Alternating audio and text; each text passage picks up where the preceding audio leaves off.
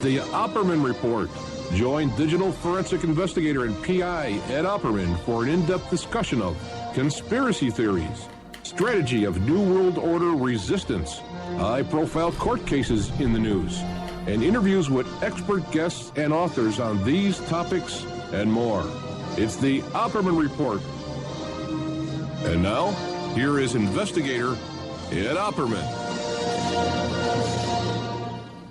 Okay, hey, welcome to the Opperman Report. I am your host, Private Investigator Ed Opperman, and this show is brought to you by Subash Technosis, subashtechnosis.com. This is an India-based outsourcing company. You can go to Subash Technosis on Facebook and like their Facebook page. Let them know that we're alive over here at American Freedom Radio. And also, too, if you need anything like a website design, data entry, press releases, content writing, outsourcing. If you want someone to handle your customer service and you don't want to deal with the customers, right? Nobody does. So you send them over there to India and you have those nice friendly Indians handle their the outsourcing for you. Subash Technosis. I've personally known Mr. Subash for many, many years, at least a good 7-8 years. And I've used them for my press releases and different kinds of search engine optimization for me. And I can definitely recommend them to you.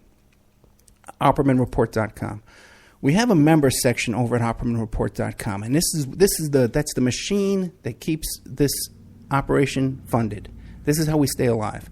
You become a member at OppermanReport.com. Can't even pronounce my own name, but over there, that's where you get exclusive shows. These are shows that we record during the week. They're extra shows. You won't hear them live on Friday. You won't hear them live on Saturday. You only hear them by going to OppermanReport.com. In addition to the shows, we have documents section.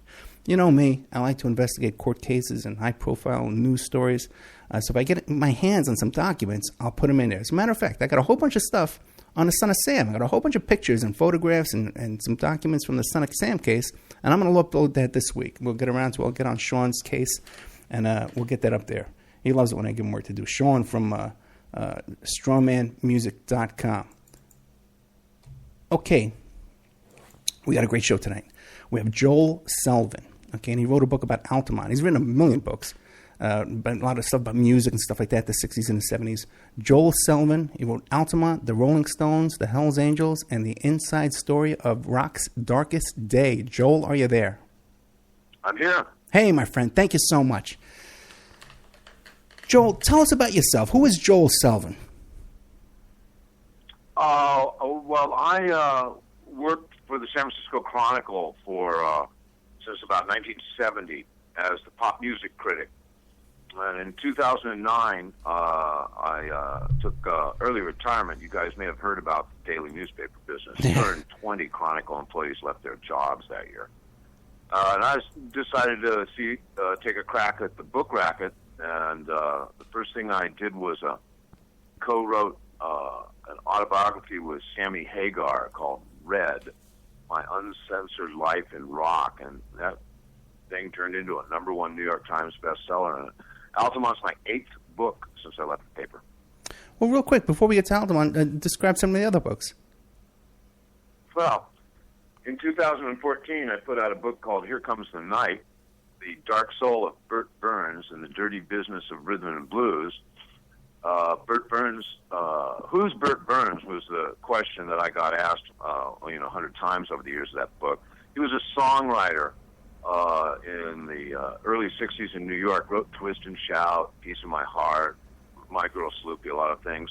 Had a damaged heart, always knew he was going to die young, and had a meteoric career of 7 years. He discovered Van Morrison and Neil Diamond, and the whole thing comes to kind of a Sopranos finish when he gets involved with the Genovese family. And, it didn't have a #1, it didn't make the charts #1, but Bert Burns was inducted into the Rock and Roll Hall of Fame this year. The documentary made from my book, Bang, the Bert Burns story, is currently making the film festival rounds, and the musical opens next spring. So there's a lot of different ways to measure success in this book business, it turns out. Very true. And it's funny because, everyone's heard of those songs, but no one's ever heard of this guy, And once you get involved with the Genovese, that's usually the end of the last chapter of the book, right? They say. Okay, how about some other quick books you can tell us about? I worked on autobiographies with the tattoo artist Ed Hardy and the record company executive L.A. Reid. I've done a book about San Francisco in the 60s called Summer of Love. Right. I wrote a biography of Ricky Nelson. Scribble, scribble, scribble. Okay. All right. So tell us about Altamont. I actually had, I've been trying to do a couple of shows on Altamont. And as soon as I saw your book, I said, we got to get this guy on. So thank you so much for coming on the show. I had George Christie, who was the head of the Hells Angels. And I think it was, it might have been Sacramento Hells Angels or Venice Hells Angels. And I had him on the show to talk about Altamont. But what can you tell us? Was he there? You know what? Okay, that's a good question. He says he wasn't there, okay? But I don't think he was. I don't think... I pretty much know all the Hells Angels were there. I don't remember any Sacramento guys being there. There are only about 40 of them there. Might have been almost all of them are dead now. Might have been Ventura County, but the guy that he looks like is the one that was on the stage there, having that kind of convulsions, when he was looking over at the... That wasn't the Hells Angel. Oh, really? No, that's if you notice, you can see it on YouTube. That's some guy standing there freaking out amongst the Hells Angels, and a guy named Bob Roberts, who was the president of the San Francisco chapter, grabs the guy and takes him off and throws him out in the crowd. That's the guy I'm thinking of, Bob Roberts. He was giving dirty looks over to Mick Jagger. Oh yeah. Bob was a tough guy. He was like a Viking, and never came out of character. I was told that he was a knockout artist, but if he was really pissed off at you, he'd beat you up slow. Okay, great. Now that solves a problem because Chris Christie swore to me he was never there, but when you look at the picture, it looks just like him and like he looked in those days. And he's never lied to me. So, and I'm not going to call him a liar. Angels aren't liars. Yeah, right. Yeah, I don't want to get into that. So what can you tell us about Altamont? I beg your pardon? What can you tell us about Altamont? Well, I just finished a 100,000-word book. What do you want to know? Let's start at word number 1. How's that? So when I was researching the proposal, I went down to Monterey and met with Rock Scully. I've known Rock for a million years. He was the manager of the Grateful Dead. And I was just sort of poking around, seeing, what was what, and thinking about this book. Rock told me the story of how Altamont started. It was an amazing day. It was a beautiful sunny day. Rock looked fantastic. I hadn't seen him in years. And we had a lovely time, and I drove home. It's about 2.5 hours, just thinking, oh, man, I had a piece of gold in my pocket. Mm-hmm. So I started working on the proposal. About 2.5 months later, Rock died. He'd had cancer and was sick the day I met with him, but didn't tell me. And I realized that I had an obligation here. That these stories were evaporating, and I needed to get them down. So I plowed ahead right away. One of the first things that happened in the research, by the way, is that I found a guy who had worked as an Alameda County Sheriff's homicide investigator. He'd closed the cold case on Altamont in 2006. When I Googled him up, he's in private practice. His name is Scott Dudek. So I got a hold of Scott and asked him a couple of questions that he didn't know anything about, and we fascinated him right away. So he plowed ahead on this and really came up with a lot of good stuff, including like a 45-year-old police report, a lot of cops that had been out there, and he found Jim McDonald, the survivor of the vehicular manslaughter case that was never investigated. 2 people were killed in that, but McDonald survived. He flatlined on the way out. He was brought into the emergency room dead, but they revived him. Now, was there anything nefarious going on with the car accident, or was it just an accident? Oh, it was no accident. It was at the end of the night, and some acid-crazed concert goer stole a car and drove it through the exiting crowd at speeds the Highway Patrol figured up to 60 miles an hour. And when he got to the crest of the hill, he just launched, and he landed on a campfire where people were sitting around. The cops grabbed the guy, and they had him for a few minutes, and he told them the story, and then he ran away. And they never caught him, they never investigated, and we couldn't find any records of this case. My feeling is the cops just sort of turned their back on it. But hey, Ed, you know what they call that when a suspect runs away like that? They call that leg bail. Okay, that's a good one. Okay, great. I like that. Now, everyone, I guess, they know about the story about Altamont from watching the movie, the Scorsese film, right? Albert and David Maysles. Okay. But Scorsese was involved in some way, right? Just a photographer? No. He was a cameraman on the Woodstock movie, but he had nothing to do with the... George Lucas shot a little bit of the Altamont movie. Okay, that's what I was thinking. Okay. Now, so that's how people know about this story. One thing that always struck me in the beginning of that film is one of the Stones was riding into town on a donkey dressed up as a Knights Templar. Did you ever notice that? That's a shot on a New York pier. Okay. It was Charlie Watts, the drummer. Yeah, and what was behind that? They were just goofing around. It's an album cover shot. Okay, very odd. So, I also have some questions here from one of my other hosts here at the station about Timothy Leary showing up there in the helicopter with Jagger. I know nothing about Leary arriving in a helicopter. I do not believe that's the case. I know he was there at the very beginning. I don't know if he stayed. I have photographs of him in the crowd. I know some people who talked to him. But, I don't believe he was associated with the Stones. I have that doesn't sound likely. And what about connections with Kenneth Anger to Altamont? Never heard that he was there. Okay. Okay. Well, let's talk about the movie for just a minute. Okay, go ahead, yeah.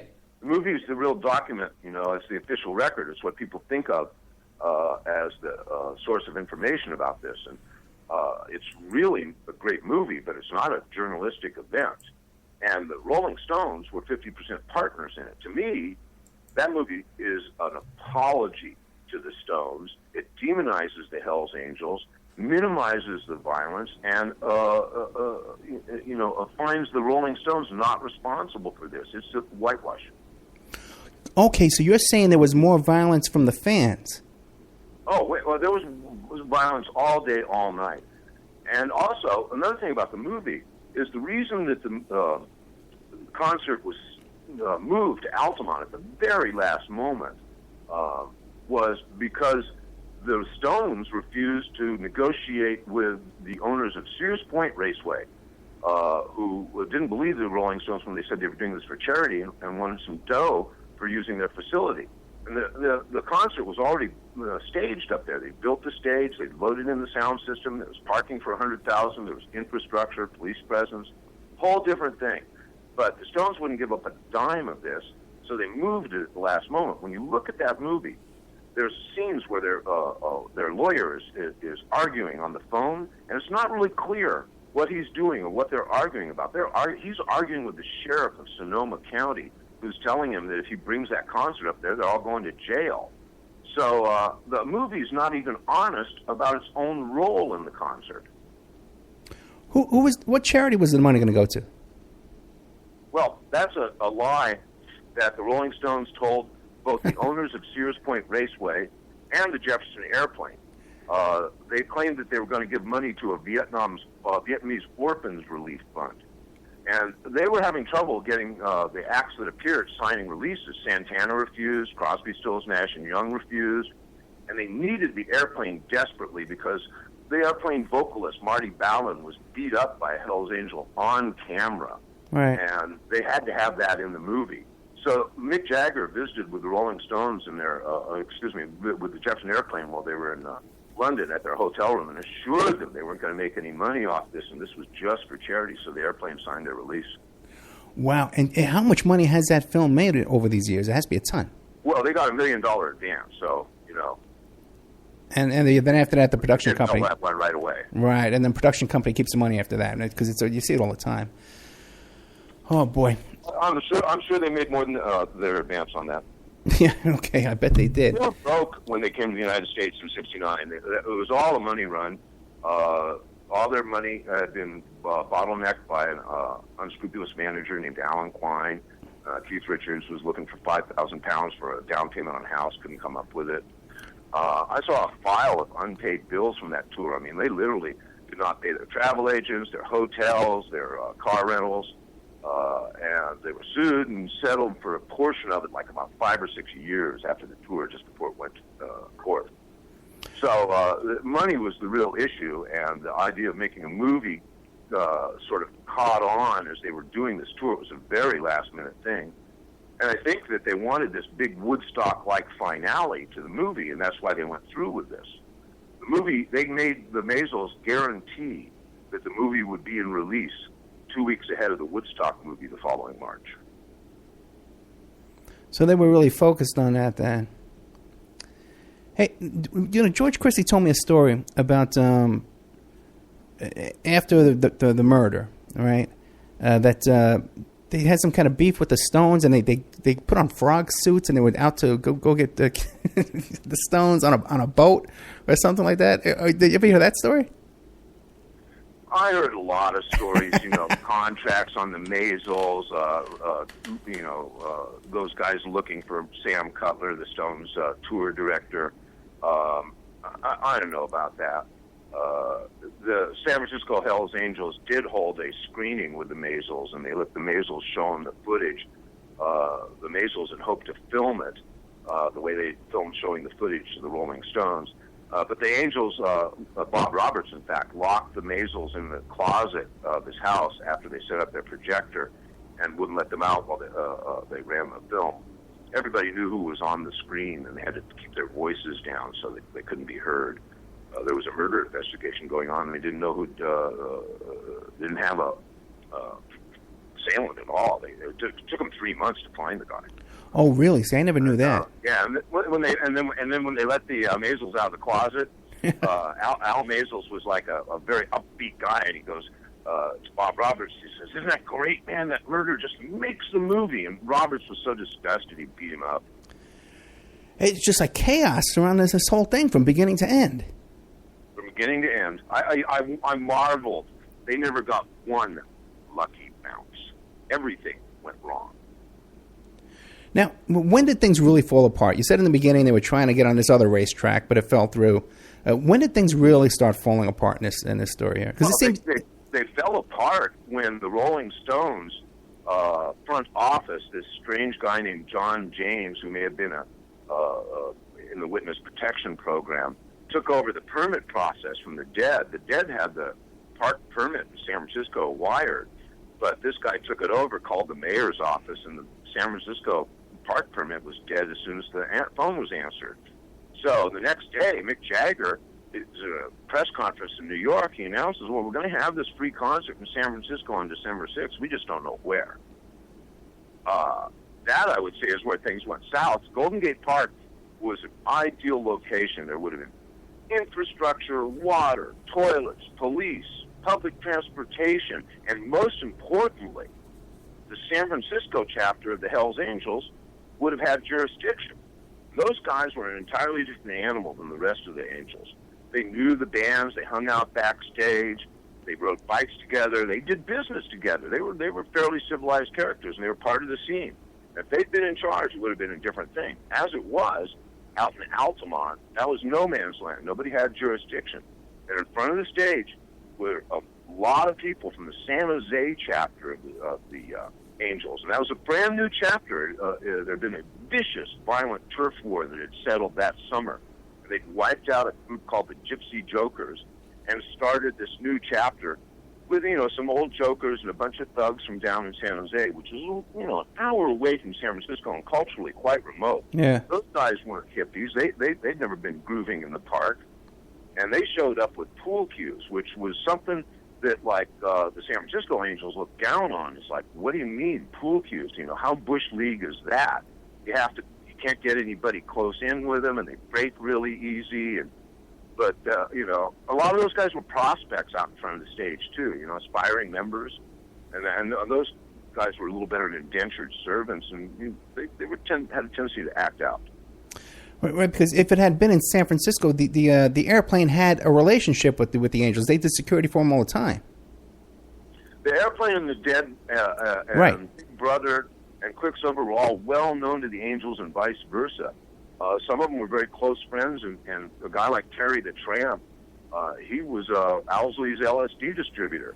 So they were involved in the whole scene in deep ways. But the San Jose Angels and the Richmond Angels and the further out you go, the less contact to have, and the more violent and thuggish those guys were. San Francisco and Los Angeles were a bunch of interesting guys, actually. Pete Nell and Sweet William Fridge, Terry the Tramp, Hugo and Frank. Those guys were really well-known characters on the San Francisco scene, and they're beloved in many ways. So you're talking about Bill Fritch? Yeah. Yeah, no, Bill Fritch, I have a note here that says he acted in a bunch of Kenneth Anger's films. He could have. He could have, okay. He spent Peter Coyotes. Coyote used to work on his bike in Nell's basement with Fritch. He was a airline mechanic. He'd learned it in prison. He'd been busted for running bank robberies, and met a beatnik poet named Lenore Candell. Fell in love, left his wife and kids, and moved to the Haight-Ashbury with her. And he lived like a hippie prince.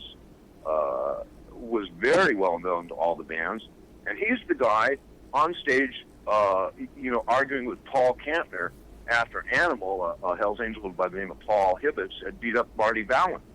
Right. What do you make of this? He was on stage all day. What do you make of the theory that there was like a satanic influence over this because of, the Stones, Sympathy of the Devil, and all that kind of stuff, and it was kind of like an evil, and whenever that song would come on, things would go crazy. What do you make of that kind of theory? Well, it was a day of reckoning for the Stones, wasn't it? All the stuff that they were messing around with, and all those imagistic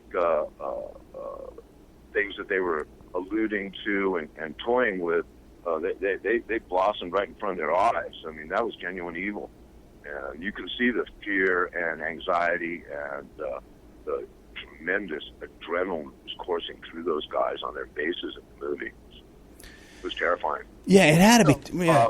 When Hunter was killed, the couple people in the audience picked up his body and made their way to the stage.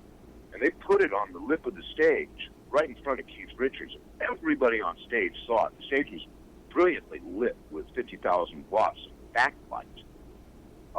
And there's a photograph in the book that shows very clearly the Hells Angels in a scrum pushing the body off the stage, Jagger looking away with his hand over his face.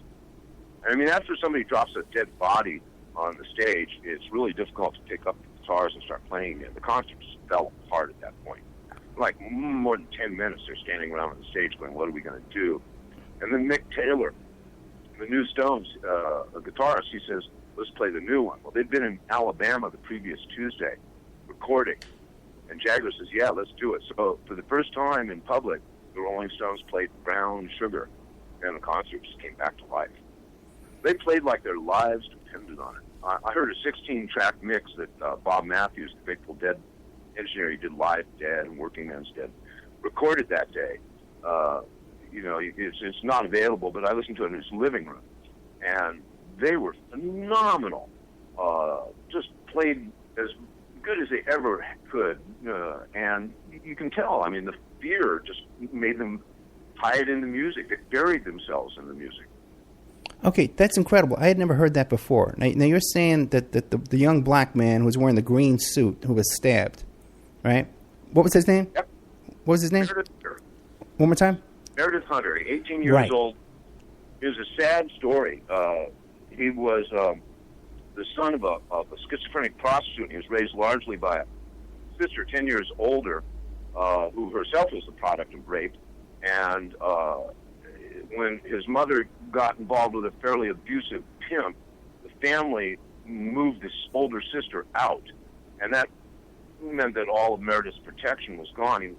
He and his younger brother and his younger sister, his younger sister went into foster care, and Meredith and Donald went into California Youth Authority. Meredith did his first stretch at 11. He never really got into school. He was in and out of Youth Authority all his teenage years. John charges like burglary and stolen car and parole violations. When he went in at age 11, his sister doesn't even remember what the charge was, and his police record says unwillful youth, whatever giant beast that is. So he'd been out of Youth Authority a few months, In May, he got out. And he met Patty Bredehoff, a 17-year-old white blonde high school senior at Berkeley High. And they formed a romantic relationship. They went out to the concert together with another couple, started walking away, and as they got to a little bit away from the car, Meredith says, wait, I forgot my gun. And so he and Patty went back to the car. She didn't know that he owned a gun. And there you have your Chekhov moment. That gun will play a big role in the third act. Now, what caused the altercation between him and the Hells Angels? Well, he was very agitated. The coroner's report indicated that he had methamphetamine in his system, so he's probably a little jacked up. And he was in the front rows, like trying to get up on stage. He got up into Hells Angel's face and shoved him back down off the stage. And he jumped up and went after the Hells Angel, who kicked him in the face and knocked him down on the ground. A bunch of other Hells Angels jumped on him at that point. They started beating him and kicking him. He got away from them and pulled out a gun. And at that point, standing nearby was Alan Pissarro, one of the San Jose Hells Angels. He pulled a knife out of an ankle holster, did a pirouette, and jumped on Hunter and stabbed him in the neck. As they fell to the ground, he stabbed him 4 more times in the back, and then was separated by him by another bunch of Hells Angels who proceeded to kick and stomp and stand on Hunter. Pissarro walked away. He really never know what happened. And the Angels finally got off of Hunter, and these guys picked him up and carried him to the stage. The Angels pushed him back into the crowd. There was a doctor there who had heard the calls for the doctor and made his way to the stage. And Hunter landed in this guy's arms. He told me that his arms hurt for a week, but he carried him backstage by himself to the medical tent where he died waiting for an ambulance. Incredible. Now they have to have footage of all that. They caught the altercation on film. There were 2 cameramen on stage that saw it and zoomed. One of them hit his zoom button the wrong way. The other one got it. But they didn't know what had happened. They certainly hadn't seen it, and they had to go develop the film to find out if they'd actually captured the assault. And they captured very clearly Hunter pulling his gun out and Pissarro leaping onto him and stabbing him, and Patty Bredehoff reaching out. I talked to a bodyguard for the Rolling Stones named Tony Funches. He's a big, tall, black guy, 285 pounds, 6'6", and a 34-inch waist. He was solid steel. He busted up a fight between a couple of Hells Angels on stage earlier that day. One of them made what he called a racially insensitive remark, and Tony took those 2 guys backstage and broke his hand on each of their faces, broke his hand twice. And the Angels left him alone that day. But he says that he saw Meredith and his girlfriend from the stage clearly, and that he saw the Hells Angels looking at those guys too. But I'm talking about the part where they put the body up on the stage, on the lip of the stage. There must be video of that, right? No, actually there's not. Like I said, by that time the whole thing had broken down. The cameras were over on the side of the stage and on trucks on the back. But my gal, Beth Bagby, whose photographs are all over my book and on the cover, she's deceased now, and her sister found these in storage for me. She had over 70 slides. And unlike all the other photographers who were staying away from the fray, back up on trucks or out in the crowd, she was shoulder to shoulder with the Hells Angels, shooting like crazy. Amazing photos. And she has a photo that clearly shows these guys pushing the body back into the stage and Jagger looking away, aghast. I spoke to somebody named Betty Cantor, who works for the Grateful Dead, and her job that day was to stand on stage and watch the Grateful Dead's equipment, because the Dead didn't have a lot of dough, and a microphone was a valuable possession. So that was her job, was to keep, and she was standing next to Mick Taylor, and she watched this whole thing and described it to me, of the body being put on stage, of Keith Richards jumping back, of Jagger turning his face away, and the Angels pushing the body back. Amazing. I've never heard that part of the story before. Hey, back to the book. There's a lot you haven't heard. I'm telling you, there's a lot I hadn't heard, and I've been around this story all my life.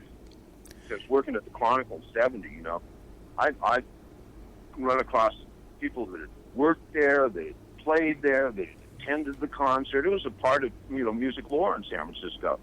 When I started digging into this and finding out how heedless, how reckless, how irresponsible, how extraordinarily violent, 4 people, they dodged a bullet. It could have been a gigantic mess. You mean you think that the Stones could have got killed? There's no telling the depth and the destruction that could have taken place that day. There was no infrastructure. There was no police presence. There was no security guards. The Hells Angels were not security guards. There were a handful of little college kids that worked as security for the racetrack. They were cowering in the corners. There was no water. There was no food. There was no parking. In fact, the police station, the nearest police station, was so far away that radio reception didn't go from the police station to the concert site. They had to put a repeater halfway in a bakery truck. Oh, my God. And when Hunter was killed, somebody backstage phoned the police, and they phoned the substation in Hayward. The substation in Hayward radioed the substation in Santa Rita, and the substation in Santa Rita relayed the call to the group of people that were standing on the hill with binoculars watching this, and, there's been a murder. Well, we better go down and check it out. And that was the first time the cops showed up that day. And how long was it before... Homicide investigators didn't even come to the crime scene until Monday. They didn't want to fight the traffic Saturday night. It's amazing that the Stones didn't get charged for some complicity in this.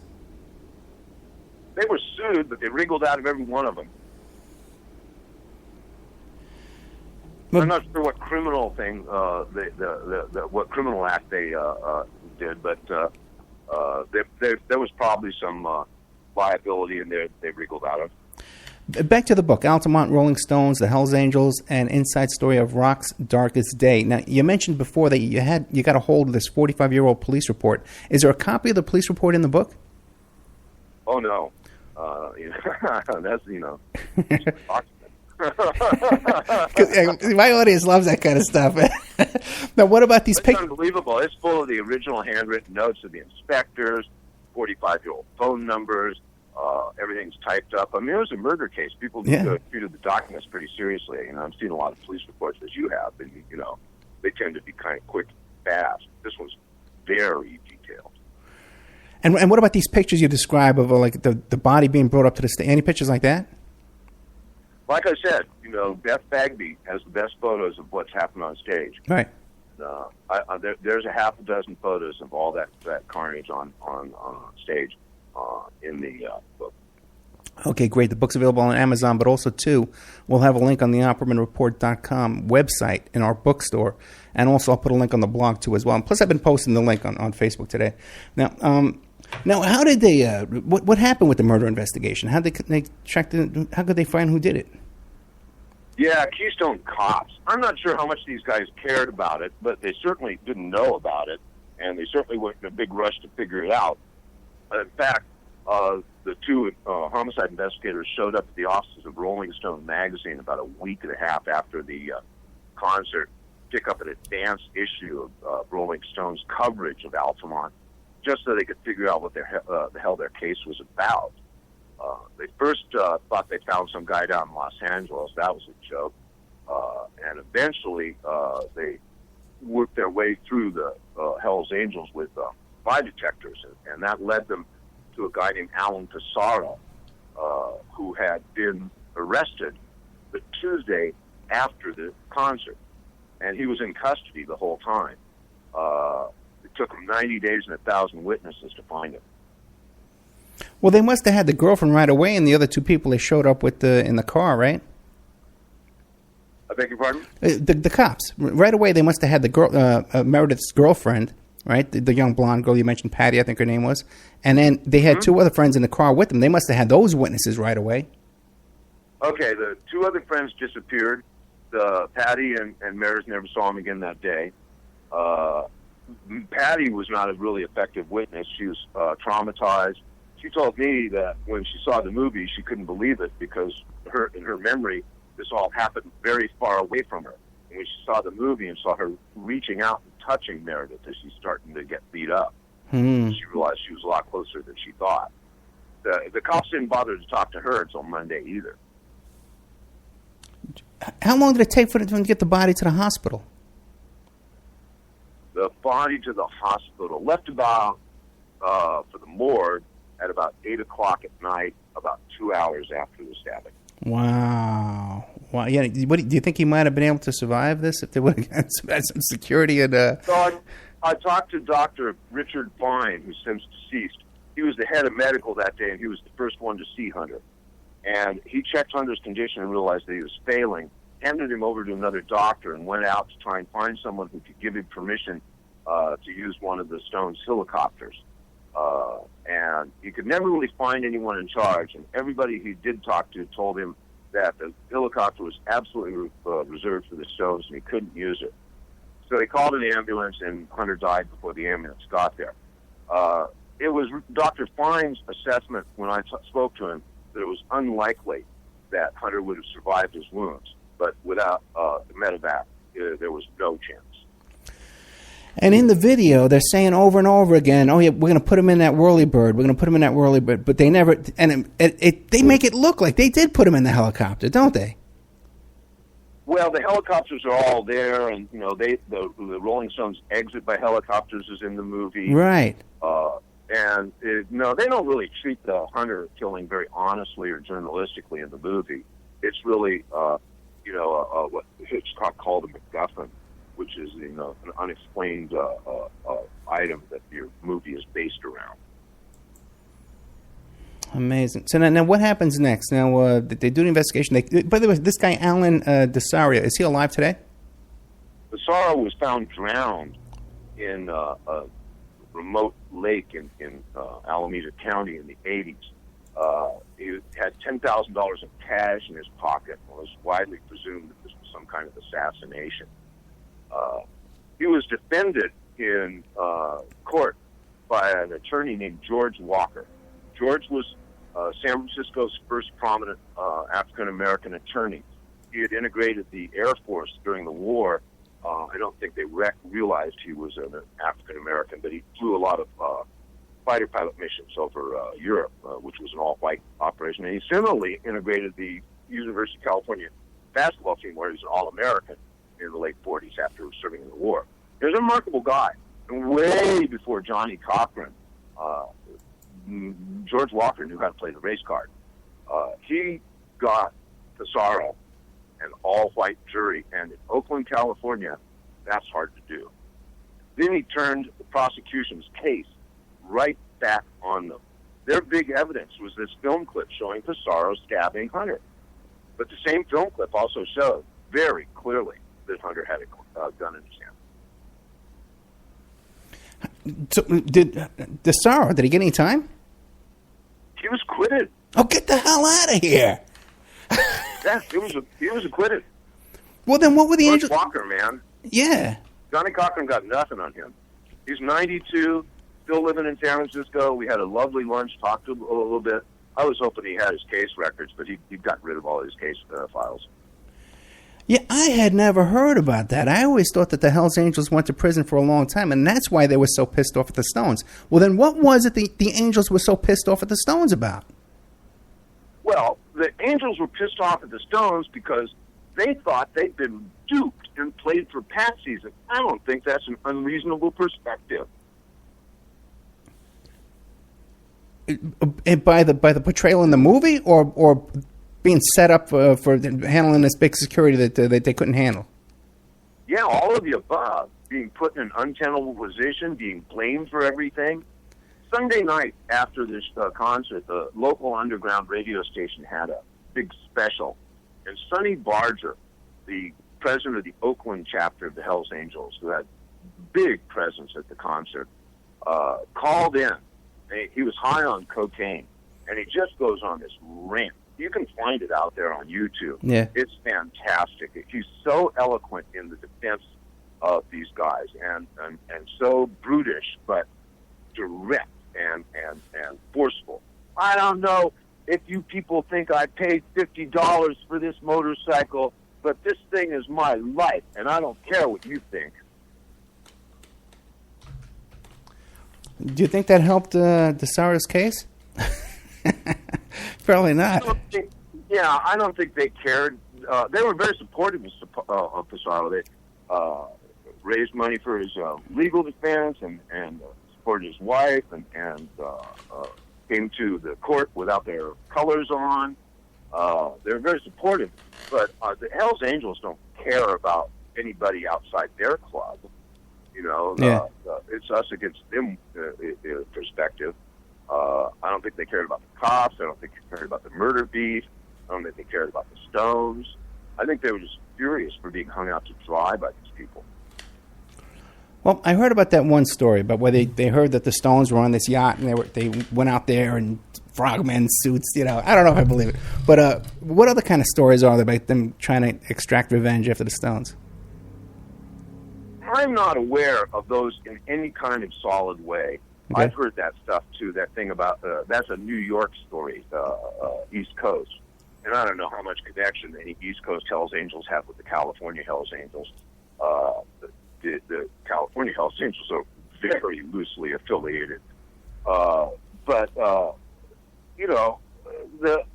Hells Angels are such paint-buying numbers villains.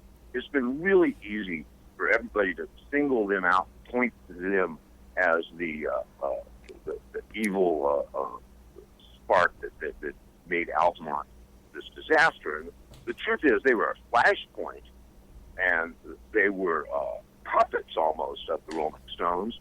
The Stones acted with a very dangerous cocktail of innocence and greed.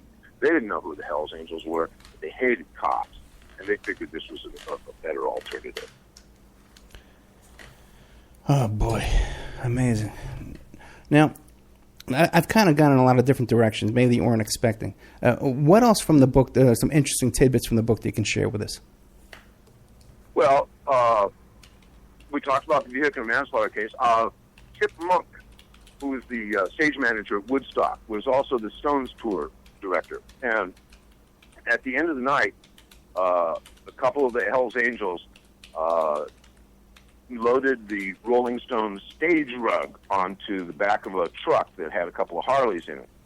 And Chip Monk saw them trying to steal the rug and went down and introduced himself. And he's a Harvard-educated, sort of mid-Atlantic guy with a big walrus mustache. And, I'm Chip Monk. I'm the Rolling Stones stage director, and it's my duty to retain this property that belongs to the Rolling Stones. And the Angels thought the guy was pretty funny, and they let him talk, and they laughed. And they got back in the cab of their truck and started to drive off. Monk grabs the rug and pulls it off. And this thing went from all the way over the tail of the truck to over the front of the cab. And when he does that, one of the Harleys falls off the back of the truck onto the ground. Well, that's it for Chip Monk. The two Angels get out of the truck. They beat him to a pulp with pool cues, knock all his teeth out, put the rug back up on the truck, and drive off. Now, 2 weeks later, Bob Roberts shows up at the Grateful Dead's office in Marin County, and he says, "I think I have something that belongs to you." And he gives him back the rug. It's just like one crazy thing after another, and almost every story ends up with some guy getting his face punched in. You know what I'm saying? There was an awful lot of that. Yeah. A lot more than the Maisels would let on. Marty Ballin, the Airplane vocalist, was beat up on camera, but he was also beat up a second time shortly thereafter. His body was taken back to a van serving as a dressing room, and while he was coming to, the Angel that beat him up, a guy named Paul Hibbets, known as Animal, he was wearing a dead coyote for a hat that day, comes backstage. Animal was super high, everybody was, and he's crying and apologizing to Marty, and he explains you just can't say that to a Hell's Angel. Marty gets up, walks over to Animal, and says the same thing to him, and Animal beats him up a second time. Now what happens next, and this is super important and has never been revealed, is Rex Jackson, one of the Grateful Dead road crew. He was a big, bad guy. He was the enforcer for the Grateful Dead. He saw what Animal did, and he went after Animal. Animal cold-cocked him. sucker punched him, and Rex was out cold on the stage. It took 4 people to carry him off. He had 2 black eyes.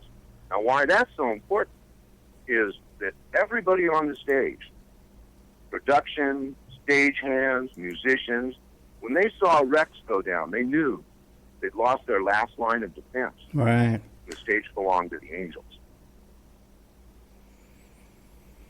Now, you mentioned that there was the murder, and then there was that big car accident. But now, was there any kind of repercussions for all these rampant assaults going on all over the place? Was anybody getting any kind of trouble for that? Or the cops just looked the other way? There were no arrests made that day. How many cops were there, besides the one up on the hill with the binoculars? So, the phone rings. There's this tiny little substation out on the edge of Alameda County called Santa Rita. It's really a jail, but they have 2 patrol cars. One covers Dublin, a small town nearby, and the other covers the rest of the county east, up to Pleasanton on the north and up down to Sonoma on the south. 900 square miles, and it's an empty space. And occasionally there's a dead cow in the road or something like that. And when the patrol car goes over the pass to the Altamont Hill, they're out of radio reception. So this is super remote. 8 in the morning, the phone rings.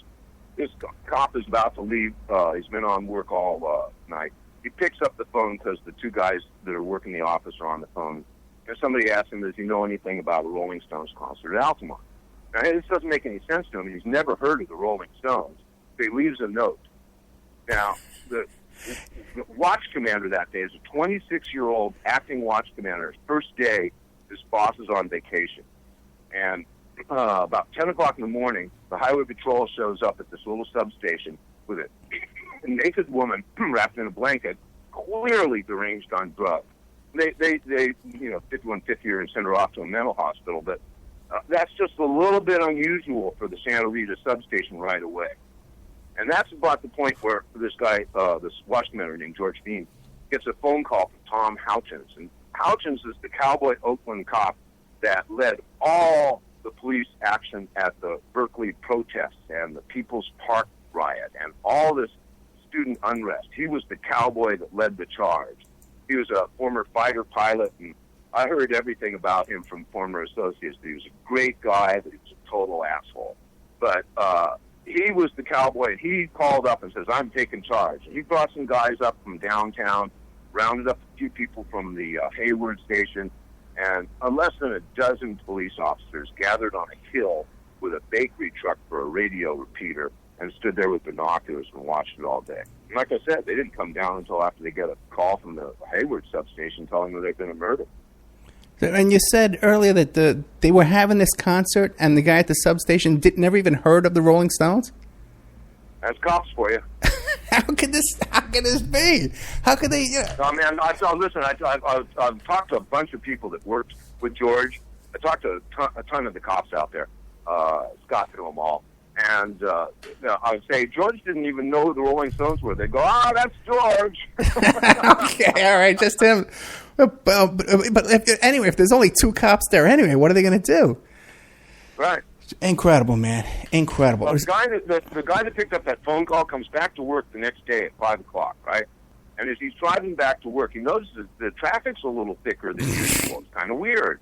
He gets to the substation. They tell him, no, man, there's this concert at Altamont. Now take the station wagon and go out there. So he starts driving out the highway. It's way too crowded. He hits the back roads, and the back roads are jammed. He says that he's going down Midway Road. It's a small country lane, no shoulder, and cars are just being stuffed everywhere, and people are walking. He says it was like driving through a herd of cattle. Gets over the freeway, or the highway, and south of the thing, goes along the ridge until he comes out on a promontory over the bowl where the speedway is. And he sees 50,000 people, 10,000 campfires. He sees a big light stage area where it's being constructed, and helicopters landing and taking off.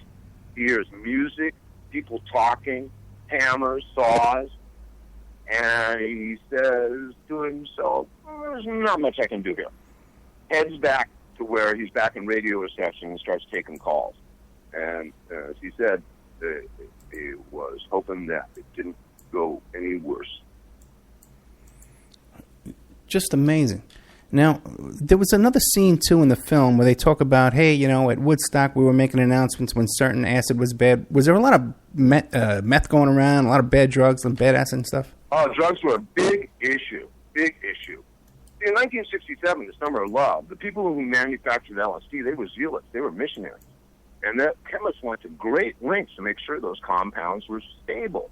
2 years later, it devolved into a criminal enterprise, and the people who made this stuff was adding things like strychnine, which is a poison, right, or methamphetamine, which overstimulates the users.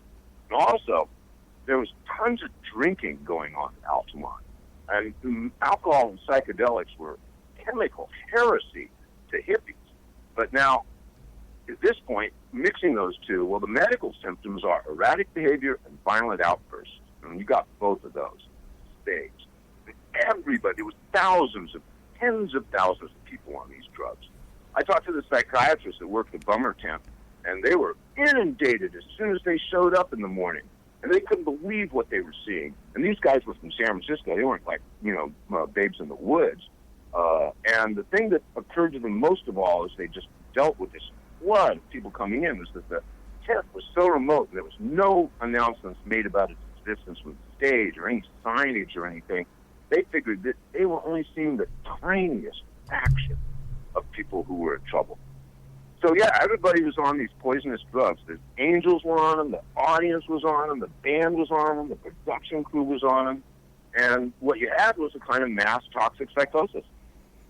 Yeah, it looks like everybody was on the same stuff, and everybody was on that bad vibe all at once, and that's a huge crowd, too. We're getting down toward the end of the show. Very aggressive crowd, very crowded, very, terrible conditions, people shoving and elbowing and not able to stand on their own feet. No food, no water. Very cold that night, very hot that day. The sun goes down, 40-mile-an-hour winds sweep through the place. Temperature drops 20 degrees while the audience waits for 2 hours for the Stones to take the stage. Lovely day. Yeah, just think, no water. Like nowadays, what do you call it? People, you go an hour without your little bottled water. It's like a crybaby. Imagine down there, they got no running water for anything. What about toilets? Did they at least have porta-johns? 100 toilets for 300,000 people. Wow. Everybody was just doing it in the field. The neighbors loved that. Okay, we're down to the last couple of minutes. What do you want to leave us with that I haven't asked you? I really think that this whole thing has been so traumatic to the people involved. I don't think the Stones were ever the same. I know the Grateful Dead was never the same. The Hells Angels were never the same. It was just such a traumatic episode in the history of rock, which is largely just a really glorious, sunny history of wonderful people doing great things. So, you're dealing with a black guy being murdered by the racist Hells Angels in front of his white girlfriend while the Rolling Stones play on stage at the height of the peace and love era. Whoa, what a symbolic resonance, That's just something that our whole culture has never really recovered from. Do you think there might have been some kind of like FBI COINTELPRO instigation to cause all that chaos and discredit the hippie movement and the counterculture? Yeah, I've heard that one. I did it for you. I saw the FBI reports on Altamont. Those knuckleheads didn't know anything. And, of course, I don't think that the FBI was ever that confident at that kind of stuff. But they didn't need any help. There was so many subcurrents going on in the counterculture that were clashing and converging that day. That was probably the most difficult part of the book to lay out. But yeah, that was a cultural, physical, and sociological convergence that just combusted into this gigantic disaster. Less than a minute left. Do you have any appearances coming up, and how can people get a hold of you? Oh. Well, I'm always around. You can find me on the internet, joelselvin.com. The email address is fully available. Always got stuff going on. And it's great to be on your show, Ed. Hey, Joel, thank you so much, my friend. This is way more. This is a whole new information to me, more than I ever knew before. Joel Sullivan, Altamont, the Rolling Stones, Hell's Angels, and the inside story of rock's darkest day. You can find it on OppermanReport.com, Amazon, or the Opperman Report blog. Thank you, Joel. Thank you.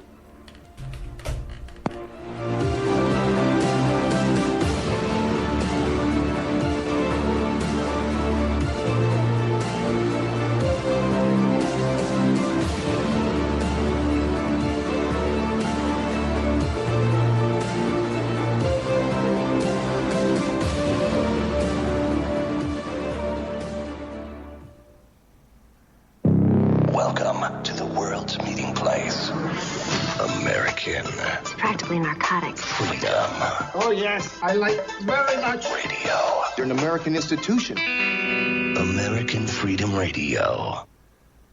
Did you know there are 3 million edible food plants on Earth, and none have the nutritional value of the hemp plant? HempUSA.org offers you hemp protein powder. It does not contain chemicals or THC, is non-GMO, and is 100% gluten-free. Hemp protein powder burns fat, builds muscle, contains 53% protein, and feeds the body the nutrients it needs. Call 888-910-4367 and see what our powder, seeds, and oil can do for you. Only at HempUSA.org. HempUSA.org introduces 3 brand new detox formulations of microplant powder. Brain Fuel for depression, bipolar disorders, and stress. Total Care, anti-cancer agent that cleans the liver and organs and increases memory. Rejuvenate, invigorates and heals the body, mind, and spirit. These products are your alternative to pharmaceuticals. Call 888-910-4367 and like us on Facebook. We ship worldwide. Only at HempUSA.org. People of dumb. You can say what you want about this country, and I love this place. I love the freedoms we used to have. I love it. I love that, you know?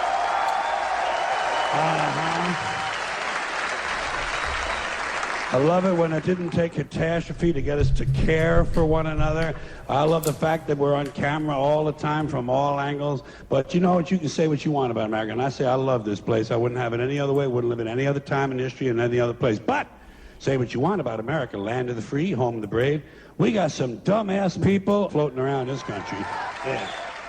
And this ain't just ranting and raving. This ain't just blowing off steam. I got a little evidence to support my claim.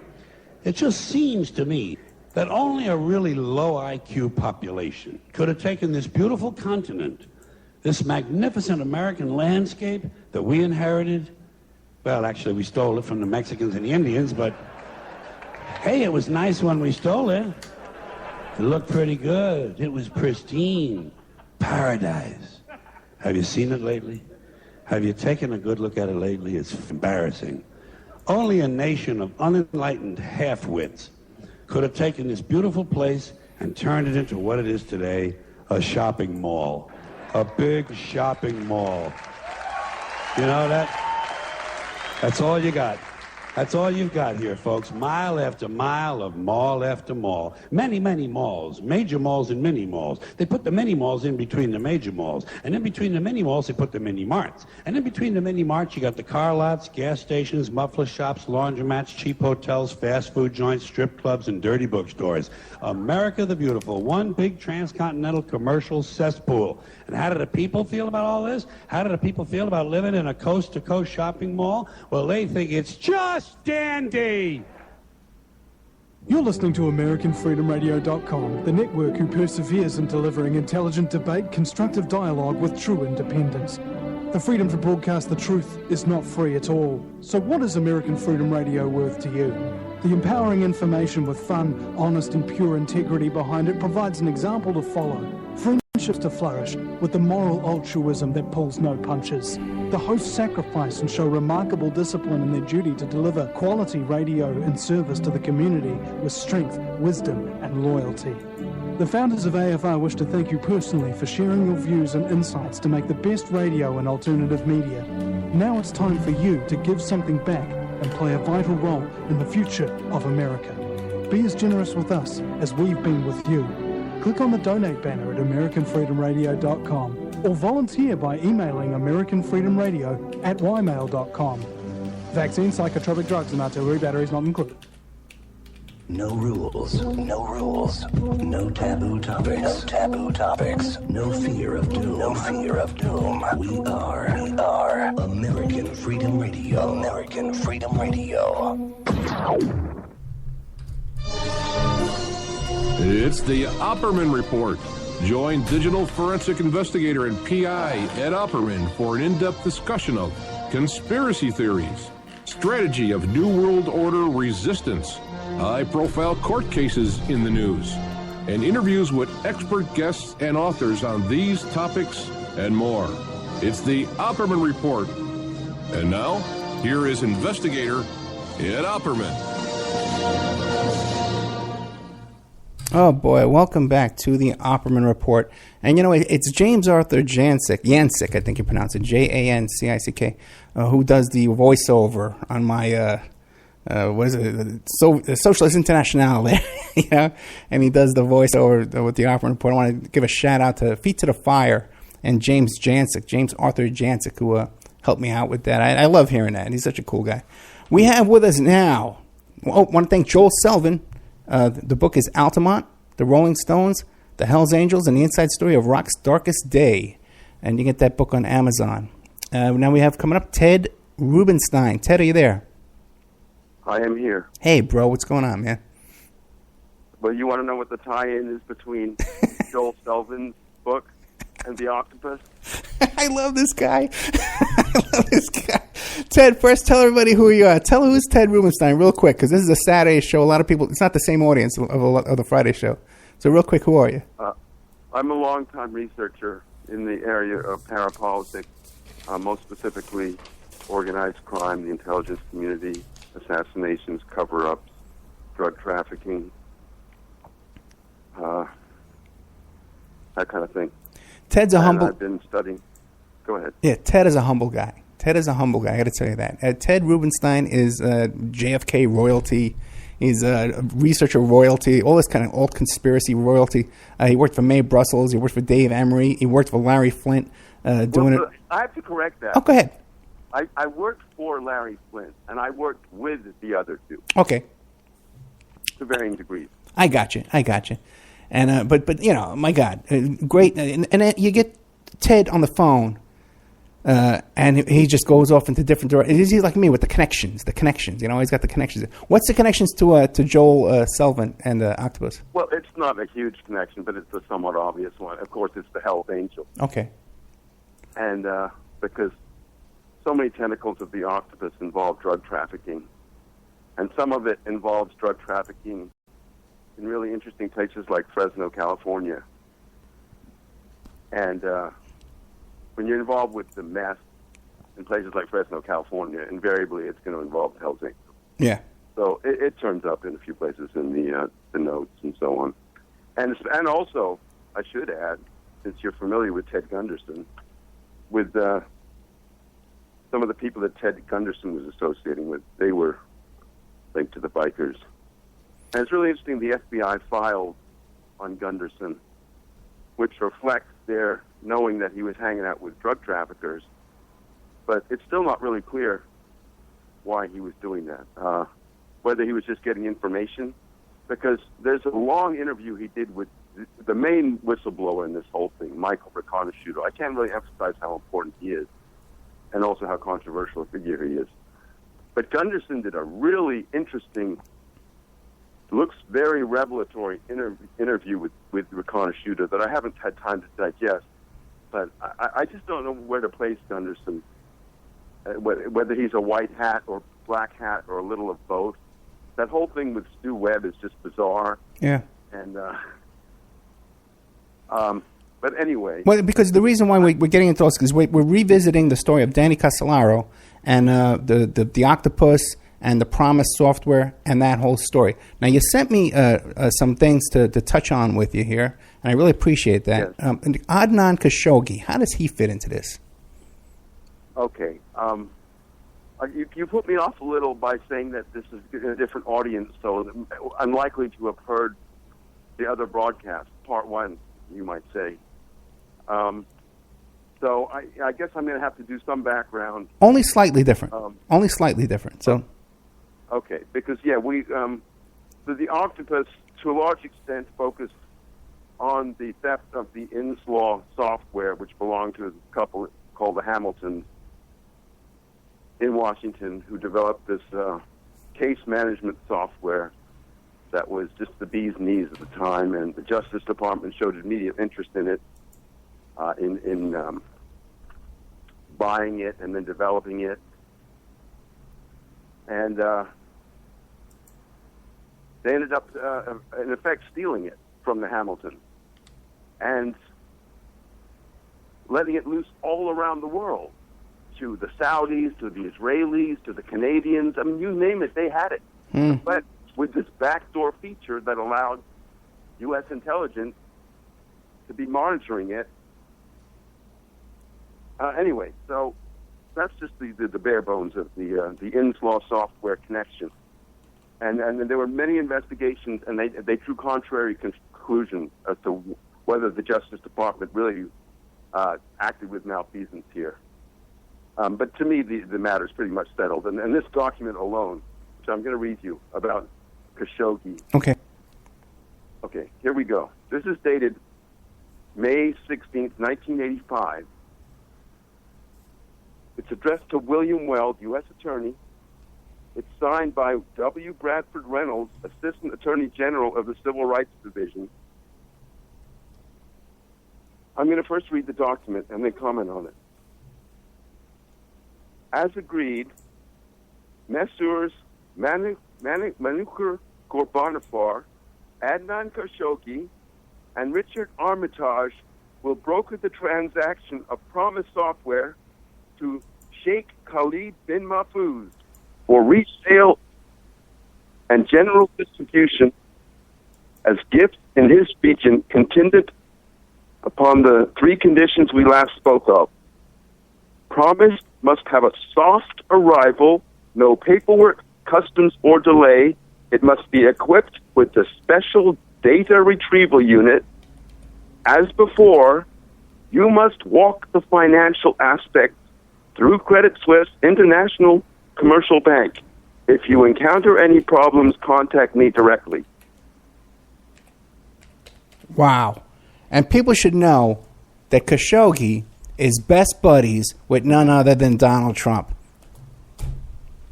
And this is going on at the time of these Iran arms dealings with the Israelis and the Reagan administration, arms for hostages to Iran, which later mushroomed to the Iran-Contra and then the drug connection on top of that.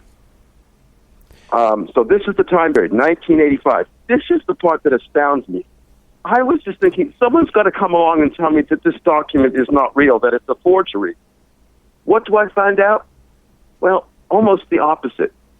I found out that someone who's writing a book on former Attorney General Elliot Richardson, who is undoubtedly a white hat in this affair, one of the few Justice Department people who definitely, to my satisfaction, wears a white hat in this whole thing. He represented Inslaw, tried to get to the bottom of it, what I can determine. This guy was writing a book about Richardson, and it never came out. But in the process of writing the book, he got a hold of this memo, and he showed it to William Bradford Reynolds to see whether he would authenticate it. And to his astonishment, Bradford Reynolds said, yes, he remembered it. And that he had signed it because, I forget whether it was Jensen or Meese. Meese was Reagan's attorney general who had all these scandals under him, like WedTech and this one. But also Jensen was another guy who was a dubious character who was working right under Meese. I forget whether he was signing this on behalf of Jensen or Meese, but he said he signed this document, you remember signing it, and then he did it because Meese or Jensen was out of the office that day. And refresh my memory, the document says it document instructs these nefarious people to conduct this very unorthodox transaction, and this is on Justice Department Civil Rights Division stationery. Now, I should add, the person who sent this to the Hamiltons assured them that you're not going to find any copies of this document. They've been destroyed, but you've got this one. That's how it came to be released. And as I'm telling you, there's apparent partial confirmation. Now, I spoke to Michael Best. We spoke about it before, but Michael Best, this just incredible archivist, just been uploading all these documents, whether about the Kennedy assassination, the Walker shooting, the CIA, or this octopus scandal. He's just unloaded, apparently uploaded 1 million files or something just staggering amount. And he's uploading into archive.com, it's called, archive.org. What is it? He's got a bunch of them. One is Glomar Disclosure. One is That One Archive, the THAT, the number 1 archive. He's got them archived several different places. I'm going to refer in a while to the Facebook one, which is Glomar Disclosure, because that's going to be pertinent to some of the things we bring up, I believe. Okay. Especially if you bring up things like Foster. So anyway, he has said, yes, okay, he agrees with me that, yes, this has been partly authenticated, but that we shouldn't, get too busy about it because that isn't a complete authentication. And I agree. One person's recollection, maybe he has an axe to grind, maybe he, who knows, maybe he wants to get back on the, oh, yeah, that's true. Who knows what. So, or maybe he's, who knows what's going on with right. But so it's not full confirmation. But William Weld, did I mention that he's on the vice presidential he's the vice presidential nominee for the Libertarian ticket under Gary Johnson. That guy? Yes. William Weld. So the guy who this is addressed to, this is just amazing. The guy who this is addressed to is the Libertarian vice presidential candidate. And that's, Johnson is getting more attention than Jill Stein, I can assure you. Not that either of them are really going to get much, but I can probably get Weld on the show. I can ask him about it. There was on Facebook. They left a phone number, so I left a message. Okay. My name and number. I didn't say why I was calling, but this is my question for William Weld. Do you remember this letter? And is this the standard way you were conducting business, routine business, or was it not routine business at the Justice Department when you were working there? Because this is really this just reeks of being a smoking gun. Yeah, oh, absolutely. And I bet you, too, the National Enquirer would publish that right now because Weld is splitting the Trump's vote. And Trump got them in his pocket. Wait, say that again? Trump's got the National Enquirer in his pocket. There's no doubt about that. Oh. Yeah. Yeah, but he has no interest in going after the Libertarian candidates, does he? Well, sure, because the Weld is splitting the Trump vote. All the conservatives are going, if they don't go to Trump, they're going to go to Weld and the Libertarians. So it would be in Trump's interest if he wasn't just throwing this whole thing in the bag. Who the hell knows at this point, because it's so bizarre and crazy. Who knows what's going on with this election? I think, because the Enquirer kept pushing the Ted Cruz with Lee Harvey Oswald. Ted Cruz's father with Lee Harvey Oswald. Right. So they're kind of tainted with these presidential scandals, if you ask me. No, I don't think they would. I don't think they would hesitate in a second to go with this. Now you said something too here. You're wrong. Okay, this is a career killer, but it might not. Who knows? They could be bold enough to do it. We've got to get it out there. But it might be too obscure for the average supermarket tabloid reader. Yeah, because they only know about. They'd have to explain so much background, wouldn't they? True, because they only know of Khashoggi from Lifestyles of the Rich and Famous. Now, Khalid bin Mahfouz, do you know who he is? He's like the leading guy in BCCI. He's like a superpower among the Saudis. He may be dead now, I don't know. But he is so important. And then he's linked here with Ghorbanifar and Khashoggi in the secret transaction where the back door must be included in the promised software, and these financial aspects must be walked through. I think it said as before. Yes, as before. So he's done it before. Weld has done this before. Oh, wow. The financial aspects through Credit Suisse into the National Commercial Bank. If you encounter any problems, contact me directly. So I don't know if I think I did ask Michael Best whether he had contacted William Weld. I don't think he answered me. He did answer a lot of my questions, though. Now that's up on his website. No. No, you have that exclusively. No, I don't have it exclusively. It's in. For example, I think it's in the book The Last Circle by Sherry Seymour under the name Carol Marshall. If you look at the book, you find out Carol Marshall, I believe. The Last Circle, but yeah, it's fairly well known. I mean, I wouldn't say it's commonplace. Not everything you read about Inslaw or Castellero is going to mention this, but it's in a lot of places. It's certainly not an exclusive of mine, by no means. Okay. Now, you mentioned, too, it got my interest here. You said there's a connection to Henderson, Nevada, where I live. Yeah, now that's really obscure. Okay. It has to do with a lawyer named Erickson and a suit involving a mining contract dispute. And one of the people who's in Riconosciuto's corner is this British Colombian woman named Anita Langley. She's been involved with this for a long time.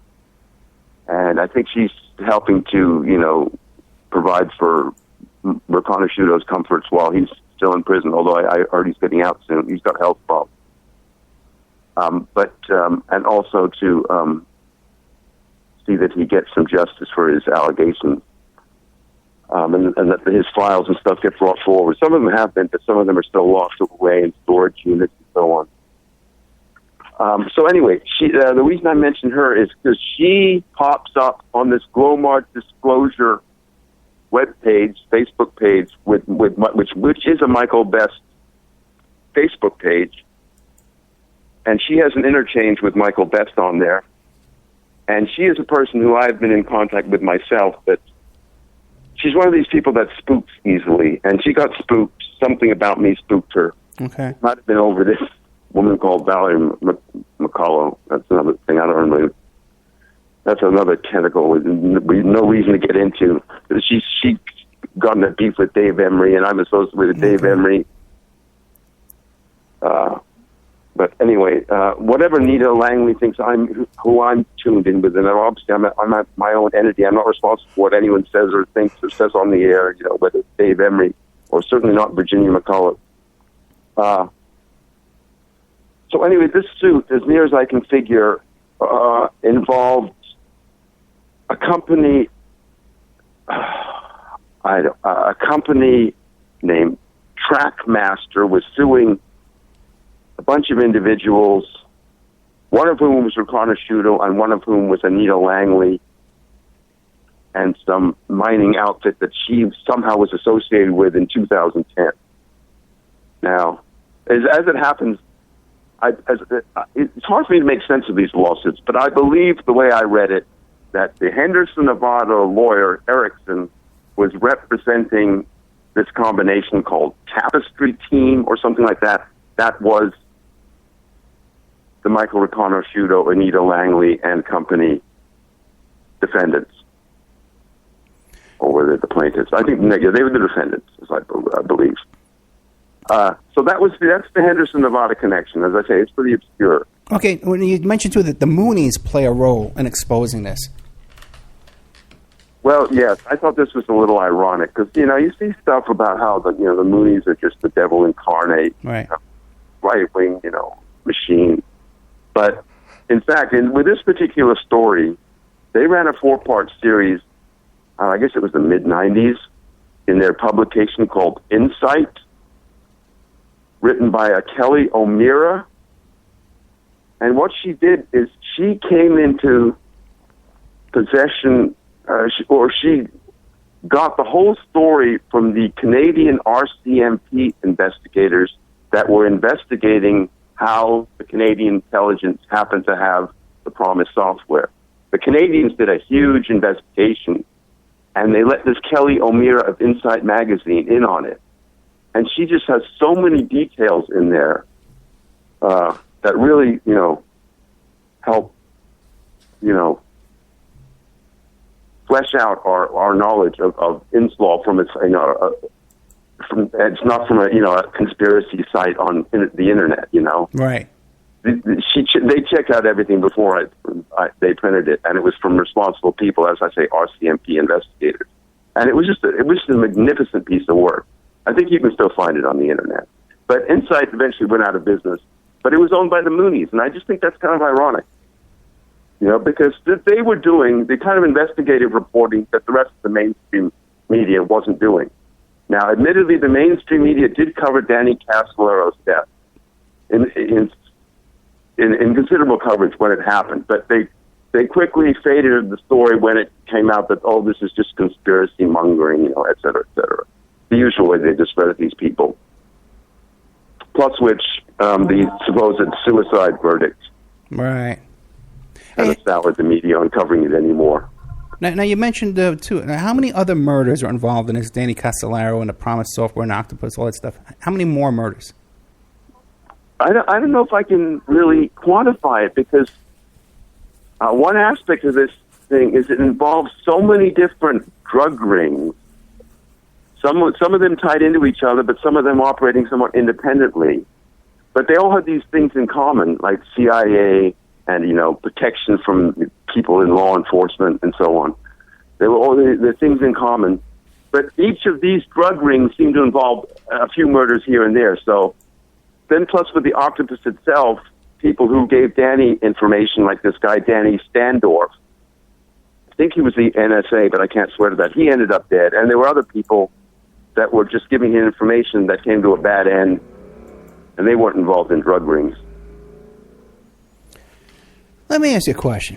Now, the theory is that the Promise Software, that they wanted a backdoor to see what government agencies were investigating so that they can get inside information on these investigations for the people that were doing the crimes?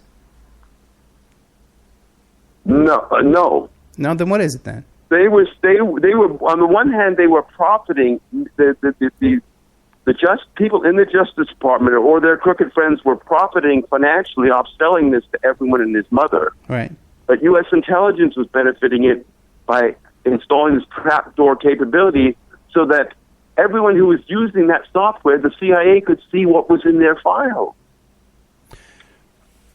But I don't think they pull one over on the Israelis like that, because the Israelis, they've been at this game too long. They're the pioneers of it. But that's a speculation on my part. But yes, that's my understanding, and I'm not a computer guy, but that is my understanding of what the backdoor capability allows them. But you bring up another point, which is the way money is transferred internationally electronically. Right. It involves these two systems called SWIFT and CHIPS. And that's supposedly a way of making it easier for people to transfer money overseas. But Danny was investigating the possibility that these systems were being used to loot people's accounts and to transfer money, unauthorized money overseas, all kinds of stuff. So there's that aspect of it. Some of it involves secret technology, and even remote viewing, even the occult. Crazy stuff. Wait a second. That's one thing. How does the occult and remote viewing, how does that fit in? Okay, if my memory serves me, one of the guys who was involved with a major component of this is developing technology, some of it which went to the Contras, which was developed on Indian reservations because they're off limits to law enforcement. That is also where Riconosciuto was modifying the Promise software for use by the intelligence agencies and also for the profit of Neese, Jensen, and all Reagan's pals in the Justice Department at that time. This is like just a mammoth racketeering, influence, corrupt organization enterprise. It's all you can call it. I got a question from the chat room. Do you think that Bitcoin is involved in this now? I need to make a note about Cabazon because I need to get back to that. Sorry, what was the question? Do you think that Bitcoin might be involved in this kind of stuff now? No, that's it's beyond my depth. Right. But I just find it crazy that one Bitcoin is worth what is it worth? Like $500 or something? That's ridiculous. Yeah. I don't know the first thing about it, and I don't know how it applies to what I'm talking about. Okay. And then what about the Church of Scientology? Any connections in all this to the Church of Scientology? They seem to have their hands in everything.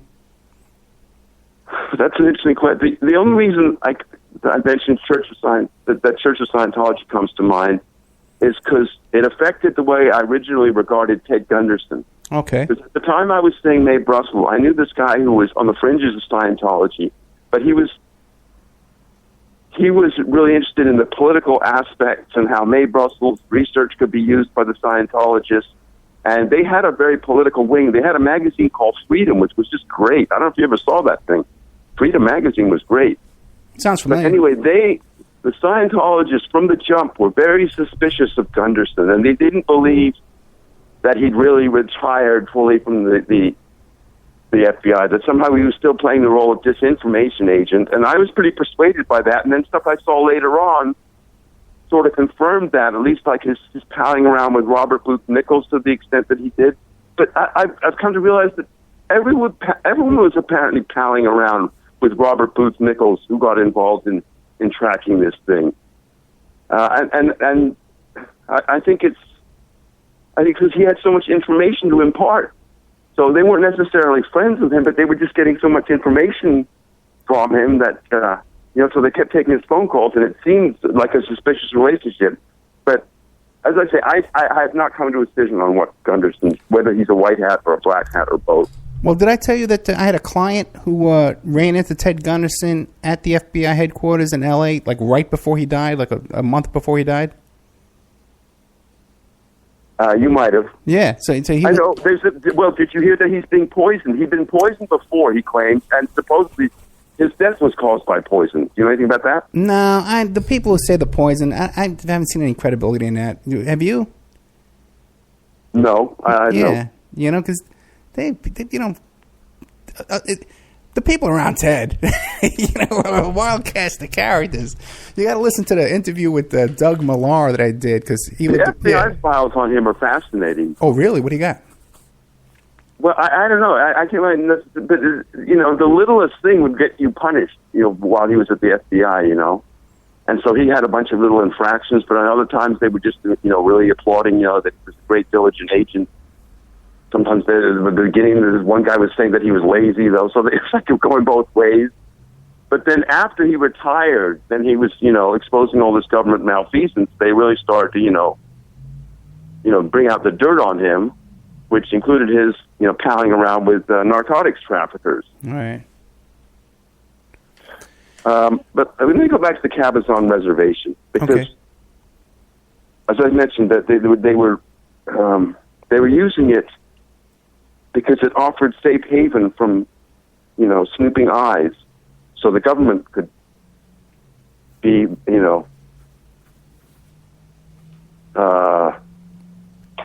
adapting the software in their own way using Riconosciuto, who later on gets discredited by being involved in drugs himself, although that's nothing new with him. The whole time he's carrying on this activity, he's manufacturing drugs because he's a chemist. He's a chemical whiz. He's been making drugs ever since college. But it can be used to discredit him. But he also discredited himself by a lot of his stories, a lot of the aspects of his story that he didn't check out. But a lot of it does check out. And I can give you my theory on that, but I'd rather get back to the Cabazon. They were training they were using high-tech weapons, testing high-tech weapons on the reservation, and some of it was being supplied to the Contras. They were also involved in gambling rackets involving organized crime figures on the same, which was a tiny reservation, by the way, the Cabazon near Palm Springs. And then it really became infamous when there was this triple murder of Fred Alvarez. I'm just going to read the first couple of sentences of this. Arrested in 1981, tribal murders revives old mystery. This is 2009 Associated Press. In the days before Fred Alvarez was shot execution style with two friends on his veranda, the strapping Cabazon tribal leader feared he was a marked man. His motorcycle had been tampered with, the mailbox shut up, and his house ransacked. He visited the local newspaper several times to say that he had uncovered something big enough to get him killed. He he arranged to talk with a lawyer to divulge what he knew, but he never made the meeting. So there was this triple murder. One of the participants came forward and confessed his involvement, and that's what this article is about, was Jimmy Hughes. And then for some reason, when his hearing came up, they decided that they weren't going to prosecute Jimmy Hughes, despite his confession to having done this. And they hinted that there was some new evidence that came before the prosecutors, and so they're going to drop this murder charge. And as I mentioned on my other program, Jimmy Hughes is a born-again Christian, and so that's why he came forward and has renounced past life. But does that make him not credible? It just amazes me when they, it sort of fits the facts, and you've got a guy admitting to it, and yet behind the scenes they just have a hearing, and then, they decide there's nothing to it, let's just drop this. This is indication of this whole damn thing. Just cover up, cover up, cover up. Okay, so let me get to this. Okay, the reason. Okay, one of the reasons I wanted to get to the Cabazon thing is the way that what was going on there touched on people that are involved in the SNL scandals. I can't emphasize how much this octopus touched on every banking scandal that was going on at the time, whether it was BCCI, the Newman Hand, which was a couple of years earlier, or the BNL, the Arms to Iraq, that bank. All of these were involved. And one task force, which they called, but I think it was an FBI task force called the BCCI BNL task force, was investigating Danny Casolero's death and deciding, and they posed a bunch of questions that they wanted resolved about the investigation and whether it constituted a reason to get involved under the Interstate Trafficking in Aid of Racketeering statute. Half of the FBI agents that were investigating this did not believe that Danny Casolero committed suicide, and they were urging it to be reinvestigated. But the net result is it wasn't.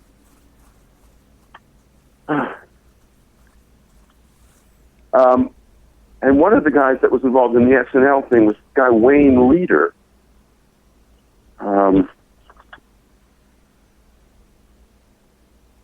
He's all over the documents.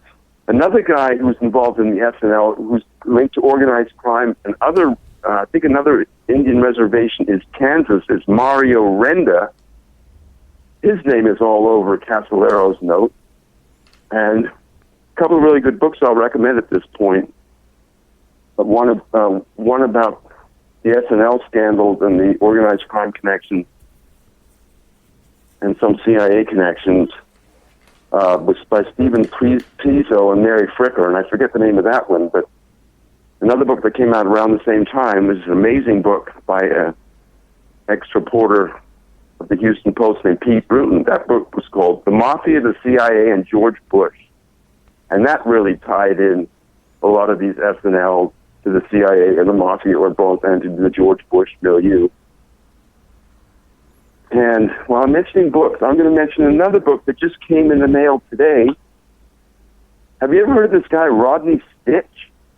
He's written a bunch of books about these government scandals. Sounds familiar. This book is called Defrauding America, but he's got at least 10 books. This is like the third edition, and it's like 700 pages filled with all these whistleblowers.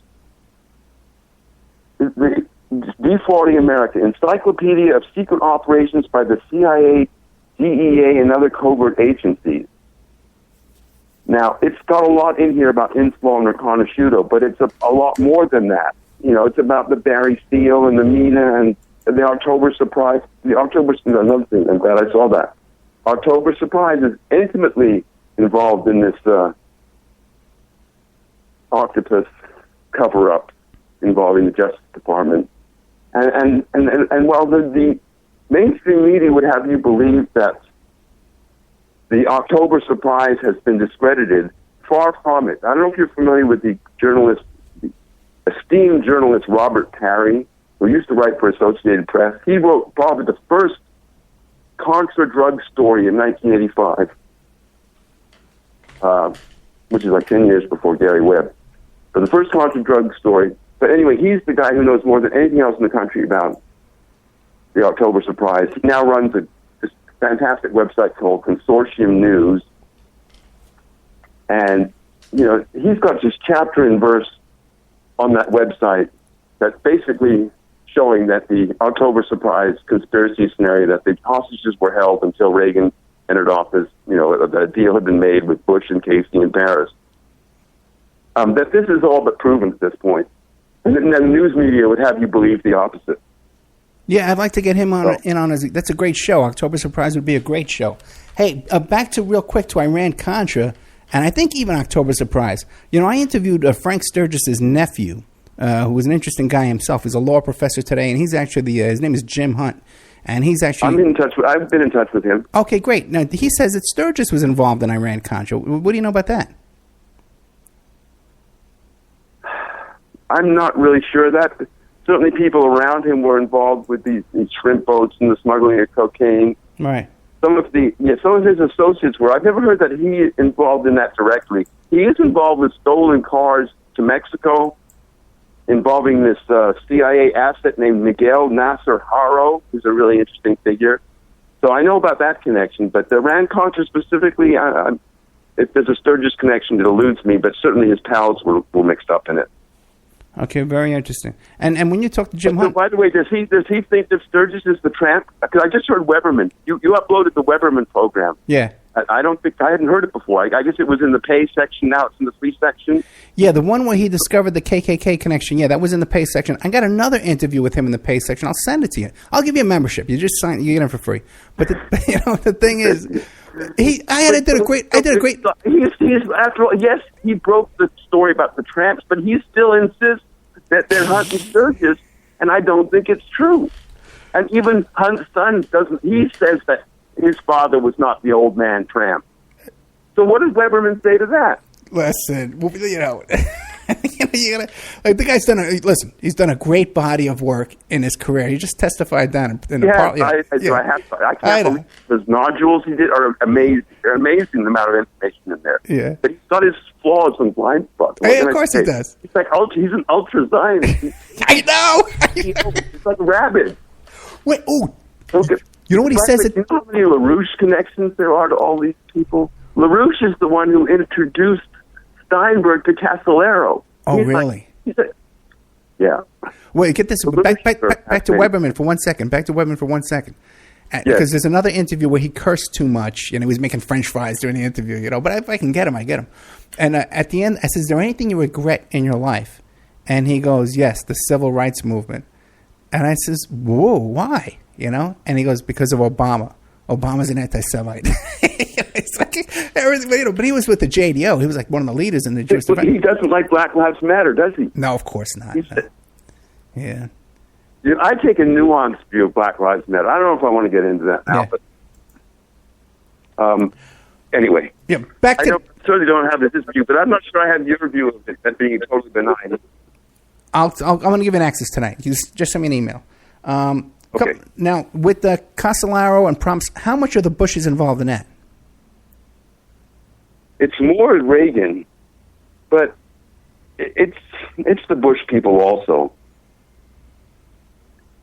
But it's mainly this malfeasance that was going on in the Justice Department when Reagan was president, and this involves Meese, Jensen, Earl Bryan, whose name I haven't mentioned, but he's a key figure in all this and profiting off of this thing and making trips overseas. There's no question that he's involved in this.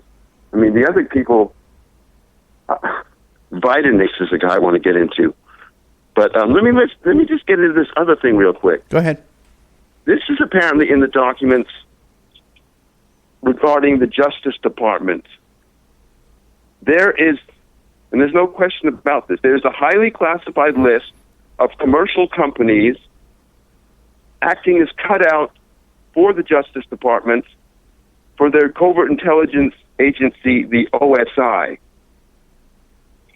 Why does the Justice Department need commercial cutouts? And if they do have them, it seems like they should have used them rather than this method that they used that left this piece of paper that then got sent to the Hamiltons, the smoking gun that I read earlier.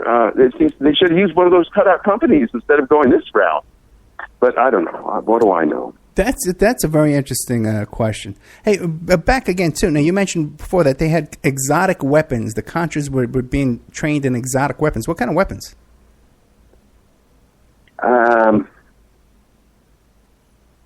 Well, I think this involved, night scopes and so on. Oh, okay. I don't think this, maybe, I don't know. There's something that comes up in the paperwork, I believe, about fuel air explosives, but I don't think anything like that was going to the Contras. Okay. All right, we're getting down. I wish I don't have it in front of me. What exactly the nature of the weaponry? Okay, we're getting down to like the last. But the Contras, certain Contras like Eden Pastor were brought to the Cabazon Reservation to view this. That's confirmed. And a lot of this is in mainstream media, like the San Francisco Chronicle, San Francisco Examiner. A whole lot of other papers. This is not fringe information. And the stuff about the drug rings, of course, made the newspapers to some extent. Now, I had something there about the drug tug. Yeah. I suggested that you ask me about the connection between the famous drug tug case and the octopus. Yeah, I thought that was a typo. What is that story then? There was this huge drug bust of this barge in 1988 coming into San Francisco Harbor. This thing contained 47 tons of hash and 13 tons of marijuana coming from, I don't know, Far East or something, but offloaded from another boat. And apparently the DEA knew about the barge, before the thing was loaded. They were expecting this. And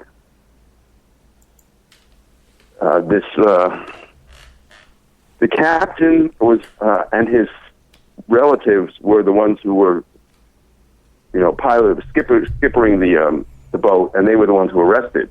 All the charges against the family were dropped, despite indications that some of the family had been involved in drugs.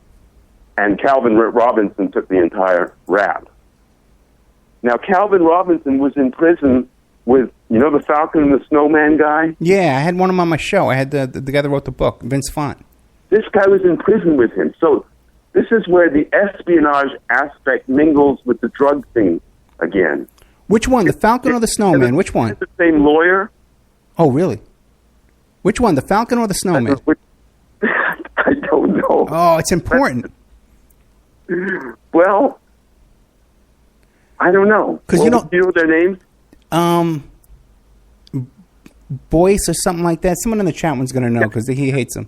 Boyce. I think it was Boyce. Okay, Boyce was the Falcon. And did you know that he escaped from prison for like 13 months? This guy harbored him. Yes, I think this guy harbored him. Oh, really? Who's the guy you're talking about again? This, and I think this guy, Calvin Robinson's the name of the skipper of the boat. Right. But this is the part where he ties into Inslaw. And I mean, he probably did this as gray mail after he got arrested, so there may not be much to it. But one of the guys that was implicated by Ricardo Shooter, one of the Justice Department officials that was involved as being definitely one of the guys who instructed him to illegally convert the software, was this guy Peter Weidenich. And Peter Weidenich insisted he didn't know Ricardo Shooter. But Calvin Robinson claims that he personally drove Weidenich to the Cabazon Reservation. So it's not corroborated. And I guess Calvin Robinson has a reason to lie. He's mixed up with this lawyer who's involved with this espionage thing. And, what perfect thing, try to blackmail the government with this thing. Because the government does have a lot to hide in this case, obviously. Now, why do you think that the guy, the Falcon, was hiding out with this guy Robinson? What makes it come to that conclusion? He knew from jail. Just because they knew each other from jail. Because the whole circumstances surrounding... The lawyer had some culpability. I forget. The lawyer's named this thing a black hat in this later on. I forget his name, but... Get this. This guy, the Falcon, he had his own private area, like a gym or something, at the jail where he can go stay all the time privately. He had like a private accommodations. Then when he escaped, supposedly he escaped and he was foraging for food for a month out there, and then hitchhiked his way back. Imagine if you're in the woods, man, for Ted. You're in the woods for a month with no toilet paper. You can't shave. You can't shower. And you've been eating berries and squirrels, right? And then someone's going to give you a ride in their car. You're going to hitchhike and they're going to give you a ride near the prison? That's the story. Well, okay, and then why did he have it so good in prison? Did he have a lot of money, or did it wasn't anything special for him? You said it was a special deal for him. Yeah, he had some kind of special privileges in the prison. Then when he got out, he robbed like 13, 14 banks. And then he got no... That was mentioned. Yeah. And Calvin Robinson was charged with these bank robberies, but they said that they dropped the charges against him, and that Boyce, I think it was Boyce, took the rap for those bank robberies, but then this drug thing happened later, if I've got the chronology right. Okay. Very interesting. But this was like this. They said this was the biggest hashish bust ever made in U.S. waters. 47 tons of hashish, and I said 13 tons of marijuana.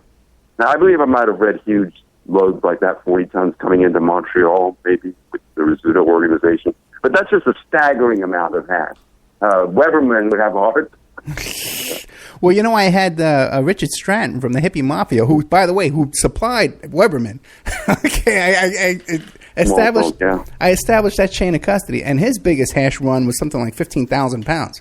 So, and that came in through figs, he told me, or dates. It was something like that. So that's 7 tons, 7.5 tons. Yeah, that makes more sense. 43 tons is just a staggering amount, especially to get busted.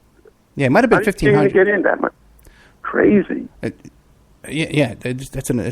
when you get that big, you know, that's an operation. That's not the individuals doing that kind of stuff. But let me. Do we have a couple minutes for the break? Yeah, it's 1:06 now, so we got about 10 minutes left in the show. Okay, let me just read just a couple of paragraphs from this series that ran in the San Francisco Examiner back in 1981. You know, in other words, 10 years before Castellero turned up dead. This was a drug ring. It says the CIA linked to bizarre case that already includes 2 killings and hints of devil worship and drugs. Among the pieces, a criminal genius, a gun traced to a former prison guard, allegations of links to the CIA and DEA, a mysterious trip to Canada that ended in death, and a seedy Grant Avenue rooming house. The scene, it was said, of satanic practices. And this involves a drug ring and people with connections overseas, like South America. And the main kingpin was Philip Arthur Thompson. He's the criminal genius, but he had a bunch of people around him that were also big criminal masterminds. And they committed a staggering amount of crime and just seemed to dance through the raindrops, especially this Philip Arthur Thompson. And then these articles made it onto the Dave Emory show back in 1981 because they were just so significant. But little did we know that 10 years, in fact, later than that, when I first studied the octopus, I had no idea how this connected to it. It wasn't until I saw the book by Sherry Seymour that I realized that this drug ring was part of what Danny Castellero was investigating, and this Philip Arthur Thompson ordered the murder of this guy in San Francisco named Maraska, who was found hogtied, drug execution murder. And that murder had been carried out ordered by John Philip Nichols, who ties back into the Cabazon Reservation and CIA connections, real shadowy figure. And there's two sinister figures named Nichols in this cast of characters. There's Robert Booth Nichols, and then there's this John Philip Nichols. They're both very, very important guys. So John Philip Nichols ordered this Maraska murder using Philip Arthur Thompson. And this was a friend of Riconosciuto's, and was one of Riconosciuto's drug partners, I think. And that's why Riconosciuto told Castellero to investigate that homicide, in addition to many others.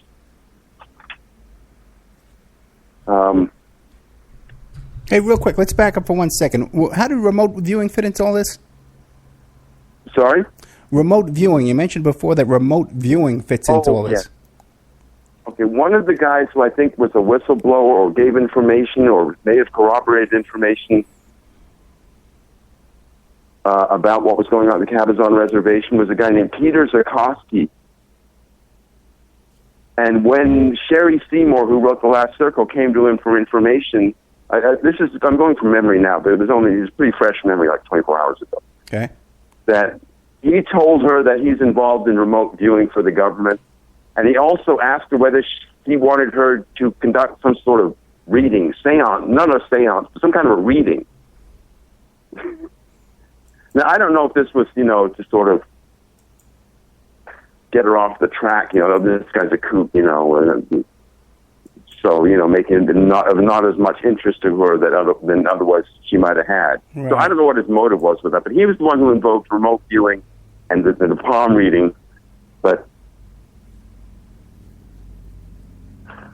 this other thing that involves the Philip Arthur Thompson drug ring and the crime ring, it's not just a drug ring, it's a crime ring too. It's linked to a couple of murders that involves this woman named Valerie McDonald who dressed in black, and she sort of flirted with the occult world and got involved with some bad people as a result of that. But they said she really wasn't, committed to it. She just sort of got involved with the wrong people by this image she was putting out that wasn't really authentic, if you get what I'm saying. Yeah. So she ended up murdered, apparently, disappeared, and another woman in San Jose ended up dead that they also think the Philip Arthur Thompson milieu killed. And as I said, that came out later that more recently that Philip Arthur Thompson was responsible for this Marasca murder, and there's other murders. I mean, I don't know how many it may be that just tied into this one drug ring. There's so many murders, it's ridiculous. Suspicious deaths. There's another guy who was a stringer for, I forget, some financial something. He was down in investigating like a Guatemala angle of the thing. His name was Anson Eng. He ended up dead in the hotel room. There were other people that were investigating aspects of it whose name escaped me that also ended up dead. So, in fact, that's one thing that I remember Peter Dale Scott saying about this whole thing, that this scandal or concatenating series of scandals, more than anything else that he's been reading about, really smacks of being dangerous to someone who gets too close to it. Yeah, I would agree. And that reminds me, with Danny Castellero, his notes, now, much of his notes disappeared, but how much of his notes remained? Well, that's the good question. I think he probably just used what he needed for those interviews that he was conducting, and maybe he had duplicates of stuff, but I'm really getting the impression that he had a lot of stuff left at his house and with friends. So much of his material and his manuscript itself did eventually get released. So I don't know what they got from that hotel room, but it may have been a critical part of the story, but it wasn't all of it by any means. And then they had that note in his shoe, which they didn't find, which the killers, if he was killed, didn't find, and I forget what that note said. Now, who was in control of it? They say some of his notes were saved. Who was in charge of it? Someone you can trust, or someone that might have been inserted? Well, that's a difficult question, too, because I think I mentioned in the other broadcast how I just had a rudimentary look at some of the documents that were submitted by some so-called friends of Castellero that indicated that he was a bit of a jokester, or must be a real jokester in this case, or very despondent, or had a myriad of reasons to want to kill himself, and maybe to make it look like it was a possible murder for some sort of, psychological tweaking that was going on, what he was going to leave for the conspiracy freaks like me, I don't know. And that he did kill himself. But I don't believe that. I think this thing is just I just can't see why he would do that. But the contents of what was in the bathtub where he was discovered are just bizarre. Like a half-full wine bottle, but there's no blood in his system. There's a beer can, but there's no a beer. A six-pack of beer with one beer drunk, but there's no beer in his system. There's all these things, incongruous things about the murder scene. And I noticed that who turns up as one of the authorities saying that, oh, yeah, he killed himself, with both Foster and Casolaro is Dr. Henry Lee. You remember that guy? Yeah, I got my picture taken. He's like a cover-up man. They bring out, they trot out. Yeah. I met Henry Lee. I got my picture taken with him. Oh, we're out of time. Oh, man. Ted Rubinstein, we got to have you back, brother. All right. Hit me up during the week. I will.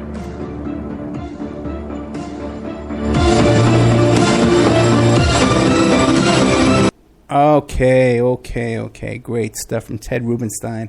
I love that guy. I really do. I love him. I'm thinking maybe we should give him a show. Maybe I could talk to him. And if he could prepare his notes, because he writes stuff. And if he could do prepared notes, give him a nice live show on awakeradio.us. Yeah, that was a great show. Yeah, Ted Rubinstein is royalty, and he has great information. I really thank him. Thank you very much, Ted Rubinstein. Hey, by the way, I want to give a shout-out, too, to TJ Sanfilippo, okay, one of our hosts over at awakeradio.us, okay, who's, I pulled him out of, out of his bed or whatever, man.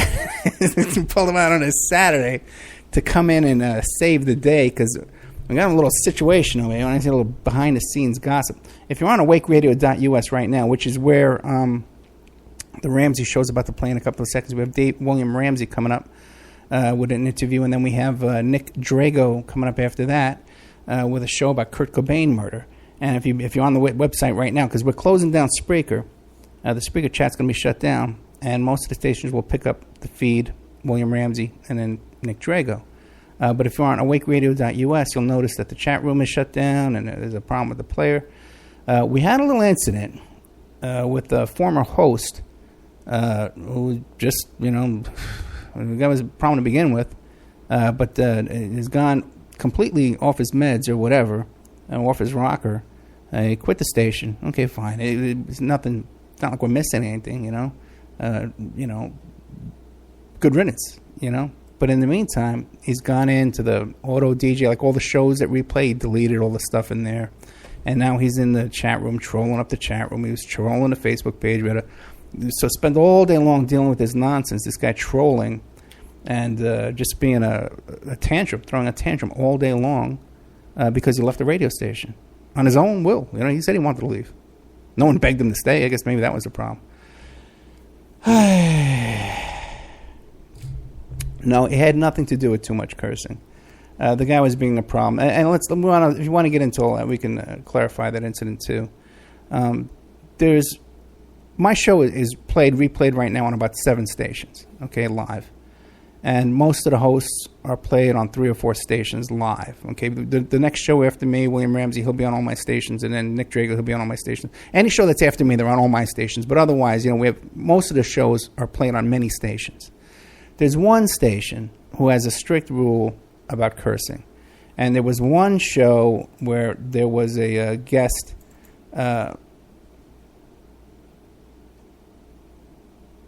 Okay, thank you. We had an issue where one guest on one show got very emotional and used some foul language. And one of the hosts was asking, well, listen, can I just play this on all the other stations and not play it on that one station? And this renegade host who's gone now sabotaging everything and gone off his meds and deleted all the content off the auto DJ so that there's 2 shows we were playing over and over. I didn't notice this. I'm not paying attention. He's in the chat room deleting all my comments in my own chat room. Okay, like a lunatic. We just had so TJ here came to the rescue and he rebuilt the chat room for us. Very kind man. Thank you very much, TJ. We're all good. It's all fixed. So the chat room's up and running again. The station's up and running again. There won't be any future trolls or nonsense or creepy people hanging around doing creepy things and weirdo stuff. Okay, trying to sabotage other people's work. Okay, what I'm trying to do here with this station. Okay, and I'm going to do a whole little piece about this allegations that I stole the station. And we have people popping up who were on this station 3-4 years ago, 2 years ago, whatever. They haven't had a show on a station in 2 years. Kind of claiming that they have more ownership than me. The guy who came in is paying for everything, brought in all this content, brought in a guy to rebuild the website. We have 2 guys rebuilding a website. There's a lot of work in this, okay? It's a labor of love. We're trying to bring you content that is good, honest, legitimate, reality-based content, not nonsense, not hoax, not hoax websites and YouTube videos and all that kind of crap, okay? We're looking for real stuff, real quality stuff. So that's what we're doing here right now.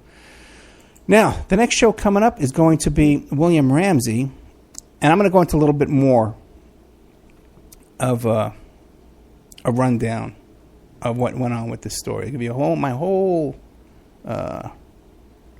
Okay, chat room's all fixed, guys. You can go into the chat room, you can listen to the station, blah, blah, blah. No more crazy people in there, and if any crazy people show up, we delete them. Okay? Just, if we can all just behave like adults. Okay? I've left a lot of stations.